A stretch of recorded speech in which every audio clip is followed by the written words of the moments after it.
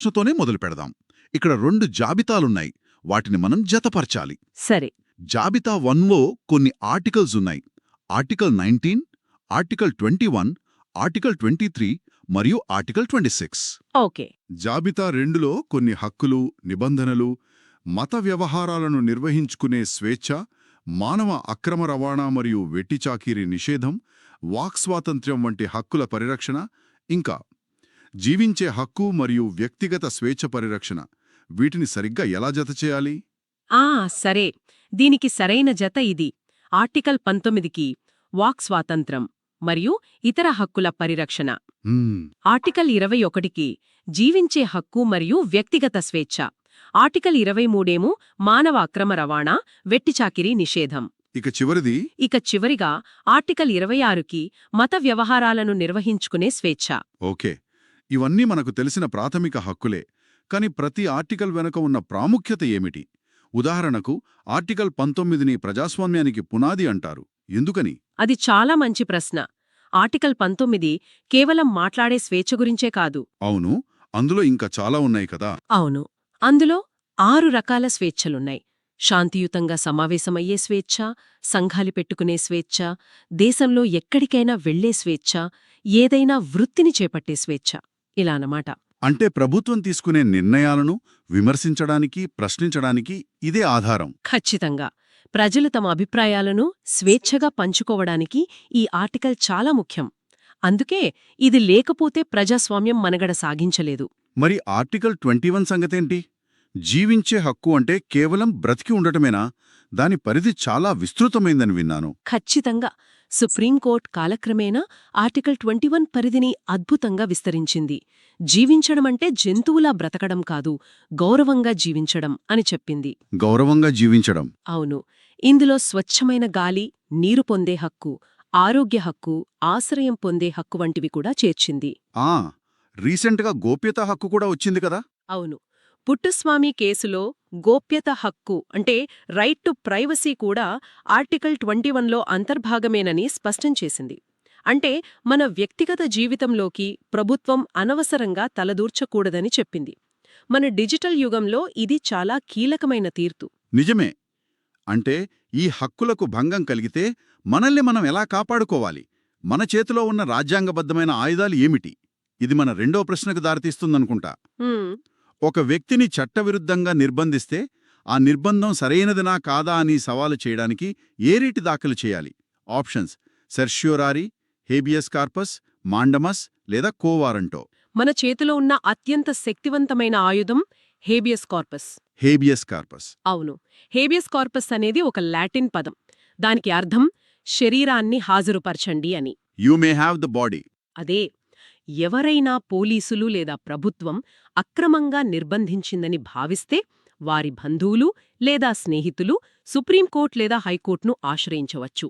అప్పుడు కోర్టు ఆ వ్యక్తిని మా ముందు హాజరుపరచండి, ఎందుకు నిర్బంధించారో చెప్పండి అని ప్రభుత్వాన్ని ఆదేశిస్తుంది. ఒకవేళ సరైన కారణం లేకపోతే? నిర్బంధానికి సరైన కారణం లేకపోతే కోర్టు వెంటనే ఆ వ్యక్తిని విడుదల చేయమని చెప్తుంది. వ్యక్తిగత స్వేచ్ఛకు ఇది అతిపెద్ద రక్షణ కవచమన్నమాట. దీనికి సంబంధించి ఏదైనా ముఖ్యమైన కేసుందా? ఎందుకంటే ఈ రిట్ ఎంత శక్తివంతమైనదో ఒక ఉదాహరణతో చెప్తే బాగా అర్థమవుతుంది. ఉంది. కాని అది ఒక చీకటి అధ్యాయం. ADM Jabalpur versus Shivakant Shukla case. 1976లో వచ్చింది కదా, ఎమర్జెన్సీ సమయంలో. అవును, అదే. అప్పుడు సుప్రీంకోర్టు ఒక వివాదాస్పదమైన తీర్పు ఇచ్చింది. అత్యవసర పరిస్థితిలో ప్రభుత్వం ప్రాథమిక హక్కులను నిలిపివేస్తే ఒక వ్యక్తికి జీవించే హక్కు కూడా ఉండదని. అంటే అక్రమ నిర్బంధాన్ని కోర్టులో ప్రశ్నించలేరనా? వివర్ణిస్తారు. ఆ తీర్పును తరువాత కాలంలో సుప్రీంకోర్టే తప్పు అని ఒప్పుకుంది. ఈ కేసు హేబియస్ కార్పస్ రిట్ యొక్క ప్రాముఖ్యతను మనకు గుర్తుచేస్తుంది. వావ్! ఆ కేసు గురించి వింటుంటేనే మన హక్కులు ఎంత విలువైనవో, వాటిని కాపాడటం ఎంత ముఖ్యమో అర్థమవుతోంది. సరే, ఇప్పుడు మూడో ప్రశ్నకు వద్దాం. ఇక్కడ 2 వాక్యాలున్నాయి. ఏవి సరైనవో చెప్పాలి. సరే. వాక్యం ఏ: రాజ్యాంగం సామాజిక, ఆర్థిక మరియు రాజకీయ ప్రజాస్వామ్యాన్ని తీసుకురావడానికి న్యాయం, స్వేచ్ఛ, సమానత్వం మరియు సౌభ్రాతృత్వాన్ని అత్యున్నత విలువలుగా ఆదేశిస్తుంది. వాక్యం బి: సమసమాజ స్థాపన కోసం పీఠిక, ప్రాథమిక హక్కులు మరియు ఆదేశిక సూత్రాలు అనే త్రయం సామాజిక ఆర్థిక న్యాయానికి మార్గాన్ని నిర్దేశిస్తాయి. ఇందులో ఏ మరియు బి రెండు 100% సరైనవే. ఈ రెండు వాక్యాలు మన రాజ్యాంగం యొక్క గుండెలాంటివి. పీఠిక, ప్రాథమిక హక్కులు, ఆదేశిక సూత్రాలు ఈ మూడూ కలిసి ఎలా పనిచేస్తాయి? వీటిని మన ప్రజాస్వామ్యానికి 3 కాళ్ల పీఠంలా భావించవచ్చా? ఆహ్! మంచి పోలిక. ఖచ్చితంగా అలాగే అనుకోవచ్చు. వాక్యం ఏలో చెప్పిన న్యాయం, స్వేచ్ఛ, సమానత్వం, సౌభ్రాతృత్వం అనేవి మన రాజ్యాంగ పీఠికలో ఉన్నాయి. అవి మన గమ్య స్థానాన్ని సూచిస్తాయి. అవును. ఇక వాక్యం బిలో చెప్పినట్లు ఆ గమ్యాన్ని చేరడానికి ఈ 3 సాధనాలుగా పనిచేస్తాయి. ప్రాథమిక హక్కులు అంటే పార్ట్ 3 రాజకీయ ప్రజాస్వామ్యానికి హామీ ఇస్తాయి. అవి ప్రభుత్వ అధికారంపై పరిమితులు విధిస్తాయి. మరి ఆదేశిక సూత్రాలు? ఆదేశిక సూత్రాలు పార్ట్ 4 సామాజిక, ఆర్థిక ప్రజాస్వామ్యాన్ని ఎలా సాధించాలో ప్రభుత్వాలకు మార్గనిర్దేశం చేస్తాయి. డాక్టర్ అంబేడ్కర్ వీటిని ప్రభుత్వాలకు సూచనల సాధనం అని పిలిచారు. Instrument of instruction? అవును. ఈ మూడింటిని కలిపి చదివినప్పుడే రాజ్యాంగ నిర్మాతల అసలు ఉద్దేశం మనకు పూర్తిగా బోధపడుతుంది. అంటే సుప్రీంకోర్టు కూడా ఈ మూడిటిని కలిపి చూస్తుందన్నమాట. చాలా బాగుంది. ఇప్పుడు న్యాయ వ్యవస్థకు సంబంధించిన మరో ప్రశ్న. కింది వాటిలో ఏది భారత సుప్రీంకోర్టు యొక్క అప్పిలేట్ అధికార పరిధి కిందకు రాదు? Appellate jurisdiction. అదే. ఆప్షన్స్ 1 2 లేదా అంతకంటే ఎక్కువ రాష్ట్రాల మధ్య వివాదాలు, 2 రాజ్యాంగ వివరణకు సంబంధించిన కేసులు, 3 సివిల్ కేసులు, 4 క్రిమినల్ కేసులు. దీనికి సరైన సమాధానం 2 లేదా అంతకంటే ఎక్కువ రాష్ట్రాల మధ్య వివాదాలు. ఇది సుప్రీంకోర్టు అప్పిలేట్ పరిధిలోకి రాదు. ఒక్క నిమిషం, ఇది కొంచెం కన్ఫ్యూజింగ్గా ఉంది. అప్పీలేట్ అధికార పరిధి, ప్రాథమిక అధికార పరిధి, ఈ తేడాను కొంచెం సింపుల్గా వివరిస్తారా? తప్పకుండా. దీని ఒక అనాలజీతో చెప్తాను. మనకు ఏదైనా అనారోగ్యం వస్తే ముందు ఫ్యామిలీ డాక్టర్ దగ్గరకు వెళ్తాం. ఆయన తగ్గించలేకపోతే అప్పుడు ఒక స్పెషలిస్ట్ దగ్గరకు వెళ్తాం. ఓకే. డాక్టర్ లాంటివి. అక్కడ కేసు ఓడిపోతే అప్పుడు అప్పీల్ మీద సుప్రీంకోర్టు అనే స్పెషలిస్ట్ దగ్గరకు వెళ్తాం. దీనినే అప్పీలేట్ అధికార పరిధి అంటారు. అంటే హైకోర్టు తీర్పులపై అప్పీళ్లను సుప్రీంకోర్టు విచారిస్తుంది. అవును. సివిల్, క్రిమినల్, రాజ్యాంగపరమైన కేసుల్లో. కానీ కొన్ని ప్రత్యేకమైన పెద్ద సమస్యలుంటాయి. ఉదాహరణకు 2 రాష్ట్రాల మధ్య నీటి పంపకాల గొడవ, లేదా కేంద్రానికి రాష్ట్రానికి మధ్య అధికారాల వివాదం. ఇలాంటి కేసులను నేరుగా స్పెషలిస్ట్ దగ్గరికే తీసుకెళ్ళాలి. ఖచ్చితంగా. అంటే ఈ కేసులను మరే ఇతర కోర్టు విచారించదు. నేరుగా సుప్రీంకోర్టులోనే విచారణ మొదలవుతుంది. దీనినే ప్రాథమిక అధికార పరిధి లేదా ఒరిజినల్ జ్యూరిస్డిక్షన్ అంటారు. అందుకే రాష్ట్రాల మధ్య వివాదాలు అప్పీలేట్ పరిధిలోకి రావు అన్నమాట. ఆ ఎనాలజీతో చాలా క్లియర్గా అర్థమైంది. సరే, ఇప్పుడు రాజ్యాంగ రూపకల్పన గురించి ఒక ప్రశ్న. కింది వారిలో భారత రాజ్యాంగ సభలో సభ్యులుగా ఎవరున్నారు? A Amarjit Kaur, B Begum Aizaz Rasul, C Hansa Jivraj Mehta, D Kamala Mukherjee, E Renuka రే. ఇందులో సరైన సమాధానం బి, సి మరియు ఈ మాత్రమే. అంటే బేగం ఐజాజ్ రసూల్, హంసా జీవరాజ్ మెహతా మరియు రేణుకారే. రాజ్యాంగ సభలో మొత్తం 299 మంది సభ్యులలో కేవలం 15 మంది మాత్రమే మహిళలు ఉన్నారని నాకు గుర్తుంది. అవును, చాలా తక్కువ మంది.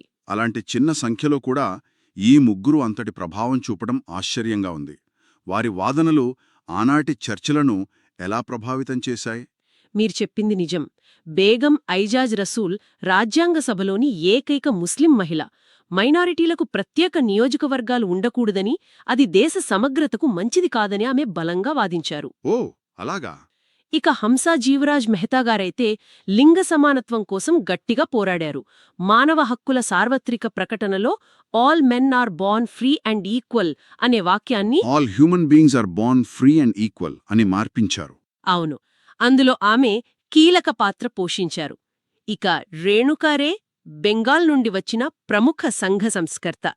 మహిళలకు ఆస్తిలో సమాన హక్కులు ఉండాలని, వ్యక్తిగత చట్టాలు మహిళల పట్ల వివక్ష చూపకూడదని వాదించారు. అంటే ఈ ముగ్గురు రాజ్యాంగంలో మహిళల గొంతుకును వినిపించారు. మరి మిగిలిన ఆప్షన్స్? మిగిలినవి ఎందుకు తప్పంటే, అమర్జీత్ కౌర్ 1952లో జన్మించారు. రాజ్యాంగ సభ 1946-49 మధ్య పనిచేసింది. ఇక కమలా ముఖర్జీ సభ్యురాలిగా ఉన్నట్లు అధికారిక రికార్డులు లేవు. ఈ వివరాలు చాలా ఇంట్రెస్టింగ్గా ఉన్నాయి. ఇప్పుడు కొంచెం ఆధునిక చరిత్ర వైపు వద్దాం. ఆపరేషన్ బ్లూ స్టార్కు సంబంధించి ఈ వాక్యాలను పరిశీలించండి. సరే. ఏ ఇది భారత సైన్యం చేపట్టిన అతిపెద్ద అంతర్గత భద్రతా ఆపరేషన్. బి హర్మందిర్ సాహిబ్ కాంప్లెక్స్లో ఆయుధాలు పోగు చేస్తున్న సిక్కు మిలిటెంట్లను తొలగించడం దీని లక్ష్యం. సి ఆపరేషన్ బ్లూ స్టార్ జులై 1-8, 1985 మధ్య అమృత్సర్లో జరిగింది. వీటిలో ఏవి సరైనవి? ఇందులో ఏ మరియు బి వాక్యాలు సరైనవి, కానీ సి వాక్యం పూర్తిగా తప్పు. ఆ తేదీ ఎందుకు అంత తప్పు? కేవలం ఒక చిన్న వివరమే కదా అనిపించవచ్చు, కానీ దాని వెనుక ఉన్న ప్రాముఖ్యత ఏమిటి? ఆ తేదీ కేవలం చిన్న పొరపాటు కాదు, అది చారిత్రక తప్పిదం. ఆపరేషన్ బ్లూ స్టార్ జరిగింది జూన్ 1 నుండి అది 1984 మధ్య. జూన్ 1984? అవును. జర్నైల్ సింగ్ భింద్రన్వాలే అతని అనుచరులను స్వర్ణ దేవాలయం నుండి తొలగించడానికి భారత సైన్యం ఈ చర్య చేపట్టింది. అది దేశ సరిహద్దుల లోపల మన సైన్యం చేసిన అత్యంత సంక్లిష్టమైన ఆపరేషన్లలో ఒకటి. మరి సిఓ చెప్పిన జులై 1985 తేదీ? ఆ తేదీ ఎందుకు అసంబద్ధమంటే ఆపరేషన్ బ్లూ స్టార్ పర్యావసానంగానే అక్టోబర్ 31, 1984న అప్పటి ప్రధానమంత్రి ఇందిరాగాంధీ హత్యకు గురయ్యారు. ఓ అవును కదా. కాబట్టి 1985లో ఈ ఆపరేషన్ జరిగిందనడం అర్ధరహితం. ఈ సంఘటన కేవలం ఒక సైనిక చర్య కాదు, అది దేశ సామాజిక రాజకీయ జీవితంపై చాలా లోతైన దీర్ఘకాలిక ప్రభావాన్ని చూపింది. చరిత్రలో ఇలాంటి సంఘటనలను విశ్లేషించడం ఎప్పుడూ సంక్లిష్టంగా ఉంటుంది. కరెక్ట్. ఇప్పుడు మనం రాష్ట్రాల శాసన వ్యవస్థ వైపు వెళ్దాం. శాసన మండలికి సంబంధించి ఈ వాక్యాలలో ఏవి సరైనవి? Legislative council. అవును. ఏ కౌన్సిల్ ఒక శాశ్వత సభ మరియు ప్రతి 2 సంవత్సరాలకు 3/1 సభ్యులు పదవీ విరమణ చేస్తారు. బి స్థానిక సంస్థల సభ్యులు శాసన మండలి మొత్తం సభ్యులలో 3/1 మందిని ఎన్నుకుంటారు. సి రాష్ట్రంలో నివసిస్తున్న 3 సంవత్సరాల పట్టభద్రులైన ఓటర్లు 12వ వంతు మందిని ఎన్నుకుంటారు. ఇందులో ఏ, బి మరియు సి 3 వాక్యాలు కూడా సరైనవే. ఇవన్నీ ఆర్టికల్ 171లో స్పష్టంగా ఉన్నాయి. అంటే శాసన మండలి అనేది రాష్ట్రాలకు ఒక మినీ రాజ్యసభ లాంటిదన్నమాట. కానీ దాని ఎన్నికల పద్ధతి చాలా విభిన్నంగా ఉంది. పట్టభద్రులు, ఉపాధ్యాయులు, స్థానిక సంస్థల సభ్యులు ఇలా వేర్వేరు వర్గాల వారు సభ్యులను ఎన్నుకుంటున్నారు. దీని వెనుకున్న ఉద్దేశమేమిటి? ఖచ్చితంగా శాసన మండలిని హౌస్ ఆఫ్ ఎల్డర్స్ లేదా మేధావుల సభ అని కూడా అంటారు. శాసనసభలో ప్రత్యక్ష ఎన్నికల ద్వారా గెలిచిన వారుంటారు. అసెంబ్లీలో అవును. కాని మండలిలో వివిధ రంగాలకు చెందిన నిపుణులు, అనుభవజ్ఞులు, విద్యావంతులకు ప్రాతినిధ్యం కల్పించాలనేది ఉద్దేశ్యం. వీరు ప్రత్యక్ష ఎన్నికల రాజకీయాల్లో పోటీ చేయలేకపోవచ్చు. స్థానిక సంస్థల నుండి ప్రతినిధులు రావడం వల్ల క్షేత్రస్థాయి సమస్యలపై అవగాహన పెరుగుతుంది. ఉపాధ్యాయులు, పట్టభద్రుల కోట విద్యారంగానికి ప్రాధాన్యత ఇస్తుంది. ఇది చట్టాల రూపకల్పనలో లోతైన చర్చకు, నాణ్యతకు దోహదపడుతుందని రాజ్యాంగ నిర్మాతలు భావించారు. ఇప్పుడొక చాలా ముఖ్యమైన ప్రశ్న. కింది వారిలో ఎవరు తమ అధికారిక విధులకు సంబంధించి ఏ న్యాయస్థానానికి జవాబుదారీ కారు? ఆప్షన్స్: ఏ రాష్ట్రపతి, బి ప్రధానమంత్రి, సి న్యాయశాఖ మంత్రి, డి రాష్ట్ర గవర్నర్. సరైన సమాధానం ఏ మరియు డి మాత్రమే. అంటే రాష్ట్రపతి మరియు రాష్ట్ర గవర్నర్. ఒక్క నిమిషం. అంటే రాష్ట్రపతి లేదా గవర్నర్ తమ అధికారిక హోదాలో ఏ తప్పు చేసినా వారిని ప్రశ్నించలేమా? ఇది అధికార దుర్వినియోగానికి దారితీయదా? ఈ పూర్తి మినహాయించు వెనుకున్న అసలు తర్కమేమిటి? ఇది చాలా సహజంగా వచ్చే సందేహం. రాజ్యాంగంలోని ఆర్టికల్ 361 ఈ మినహాయింపుని ఇస్తుంది. దీని వెనుక ఉన్న తర్కమేంటంటే దేశ అత్యున్నత పదవులైన రాష్ట్రపతి, గవర్నర్ల గౌరవాన్ని, స్వతంత్రతను కాపాడటం. ఓకే. వారు తమ విధులను ఎలాంటి భయం లేకుండా నిష్పక్షపాతంగా నిర్వర్తించడానికి ఇది అవసరం. వారి ప్రతి నిర్ణయాన్ని కోర్టులో సవాలు చేస్తూ ఉంటే పాలన స్తంభించిపోతుంది. అయితే ఇది పూర్తి మినహాయిందానా? కాదు. ఈ మినహాయింపు వారి అధికారిక విధులకు మాత్రమే వర్తిస్తుంది. వారు పదవిలో ఉన్నప్పుడు వారిపై క్రిమినల్ కేసులు పెట్టలేరు. కాని వారి పదవీకాలం ముగిశాక వారు చేసిన వ్యక్తిగత తప్పులకు సాధారణ పౌరులలాగే విచారణ ఎదుర్కోవాల్సి ఉంటుంది. మరి ప్రధానమంత్రి, ఇతర మంత్రులు? వాళ్ళు ఈ ఆర్టికల్ పరిధిలోకి రారు. వారు తమ ప్రతి చర్యకు పార్లమెంటుకు న్యాయస్థానాలకు జవాబుదారీగా ఉంటారు. ఓ అంటే ఆ మినహాయింపు కేవలం పదవిలో ఉన్నంతవరకే, అది కూడా అధికారిక విధులకు మాత్రమే. అర్థమైంది. ఇప్పుడు 9వ ప్రశ్న. ఇక్కడ కొన్ని అంశాలున్నాయి, అవి దేన్లో భాగమో చెప్పాలి. సరే. సంపద ఒకే చోట కేంద్రీకృతం కాకుండా చూడటం. బి. బాల్యం మరియు యౌవనాన్ని దోపిడీ నుండి రక్షించడం. సి. పౌరులందరికీ తగిన జీవనోపాధి కల్పించడం. డి. సమాజ భౌతిక వనరులను అందరి మంచి కోసం పంపిణీ చేయడం. ఇవన్నీ దేనికి సంబంధించినవి? ఇవన్నీ రాజ్యాంగంలోని ఆదేశిక సూత్రాలు, అంటే డైరెక్టివ్ ప్రిన్సిపల్స్ ఆఫ్ స్టేట్ పాలసీలో భాగం. ముఖ్యంగా ఆర్టికల్ 39లో అనుకుంటా. అవును, ముఖ్యంగా ఆర్టికల్ 39లో ఈ లక్ష్యాలు స్పష్టంగా కనిపిస్తాయి. ఇవి ఒక సంక్షేమ రాజ్యాన్ని నిర్మించడానికి ప్రభుత్వాలకు నిర్దేశించిన మార్గదర్శకాలన్నమాట. ఇందాక మనం ప్రాథమిక హక్కుల గురించి మాట్లాడుకున్నాం. ఈ ఆదేశిక సూత్రాలకు వాటికి మధ్య ఉన్న ప్రధాన తేడా ఏమిటి? దీన్ని ఒక సింపుల్ ఉదాహరణతో చెప్తాను. మీ వాక్ స్వాతంత్రాన్ని ఎవరైనా అడ్డుకుంటే మీరు నేరుగా కోర్టుకు వెళ్లి నా ప్రాథమిక హక్కుకు భంగం కలిగింది, నాకు న్యాయం చెయ్యండి అని కేసు వేయొచ్చు. కోర్టు మీ హక్కును కాపాడుతుంది. ఎందుకంటే అవి జస్టిషియబుల్. ఖచ్చితంగా. ప్రాథమిక హక్కులు న్యాయస్థానాల ద్వారా అమలు చేయబడతాయి. కాని ప్రభుత్వం నాకు ఉద్యోగం కల్పించలేదు అని మీరు కోర్టుకు వెళ్లలేరు. ఎందుకంటే అందరికీ జీవనోపాధి కల్పించడం అనేది ఒక ఆదేశిక సూత్రం. అది ప్రభుత్వ లక్ష్యం, కాని చట్టపరమైన హామీ కాదు. అందుకే ఆదేశిక సూత్రాలు నాన్ జస్టిషియబుల్. అవును, వాటిని న్యాయస్థానాల ద్వారా అమలు చెయ్యలేము.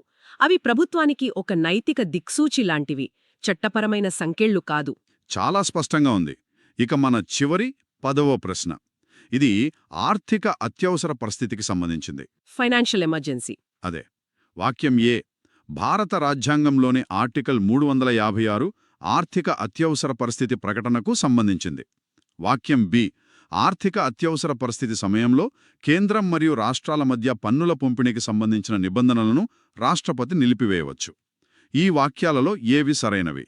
ఇందులో బి వాక్యం మాత్రమే సరైనది, వాక్యం ఏ తప్పు. అంటే ఆర్టికల్స్ విషయంలో కన్ఫ్యూజ్ చేశారన్నమాట. ఆర్టికల్ 356 దేనికి సంబంధించింది? ఆర్థిక అత్యవసర పరిస్థితికి సరైన ఆర్టికల్ ఏది? ఖచ్చితంగా ఆర్టికల్ 356 అనేది రాష్ట్రాలలో రాజ్యాంగ యంత్రాంగం విఫలమైనప్పుడు విధించే రాష్ట్రపతి పాలనకు సంబంధించింది. ఇది చాలా తరచుగా వార్తల్లో ఉంటుంది. Presidents rule. అవును, కాని ఆర్థిక అత్యవసర పరిస్థితికి సంబంధించిన ఆర్టికల్ 360 దేశ ఆర్థిక స్థిరత్వానికి లేదా పరపతికి తీవ్రమైన ముప్పు వాటిల్లినప్పుడు మాత్రమే రాష్ట్రపతి దీనిని ప్రకటిస్తారు. మరి వాక్యం బి సరైనదేనా? అవును, వాక్యం బి సరైనదే. ఆర్థిక అత్యవసర పరిస్థితి విధిస్తే కేంద్రానికి అసాధారణమైన అధికారాలు వస్తాయి. రాష్ట్రాలు తమ బడ్జెట్లను కూడా కేంద్రం ఆమోదం కోసం పంపాల్సి ఉంటుంది. సుప్రీంకోర్టు, హైకోర్టు న్యాయమూర్తులతో సహా ప్రభుత్వ ఉద్యోగులందరి జీతభత్యాలను తగ్గించమని రాష్ట్రపతి ఆదేశించవచ్చు. పన్నుల పంపిణీని కూడా మార్చవచ్చా? అవును, కేంద్ర, రాష్ట్రాల మధ్య పన్నుల పంపిణీని కూడా తాత్కాలికంగా మార్చవచ్చు. అదృష్టవశాత్తు మన దేశ చరిత్రలో ఇప్పటివరకు ఆర్టికల్ 360ని ఉపయోగించాల్సిన అవసరం రాలేదు. అద్భుతం. ఈ చర్చ ద్వారా రాజ్యాంగంలోని ఎన్నో క్లిష్టమైన విషయాలు చాలా సులభంగా అర్థమయ్యాయి. కేవలం సరైన సమాధానం తెలుసుకోవడమే కాదు, ప్రతి అంశం వెనుక ఉన్న లోతైన తర్కాన్ని, అది మన దైనందిన జీవితంపై చూపే ప్రభావాన్ని అర్థం చేసుకున్నాం. నిజమే. రాజ్యాంగాన్ని ఒక జీవనపత్రంగా చూడాలి. శ్రోతల కోసం ఒక ఆలోచనతో ముగిద్దాం. రాజ్యాంగం మనకు ఎన్నో హక్కులనిచ్చింది. అదే సమయంలో ఆదేశిక సూత్రాల రూపంలో ప్రభుత్వాలకు, పౌరులుగా మనకు కొన్ని లక్ష్యాలను, బాధ్యతలను నిర్దేశించింది. ఒక పౌరుడిగా మనం మన హక్కులను కాపాడుకుంటూనే ఆదేశిక సూత్రాలలో పొందుపర్చిన సమసమాజ లక్ష్యాలను సాధించడంలో మన పాత్రేమిటి? వ్యక్తిగత హక్కులకు, సామాజిక బాధ్యతలకు మధ్య సరైన సమతుల్యతను ఎలా సాధించాలి? ఇది మనం నిరంతరం ఆలోచించాల్సిన ప్రశ్న.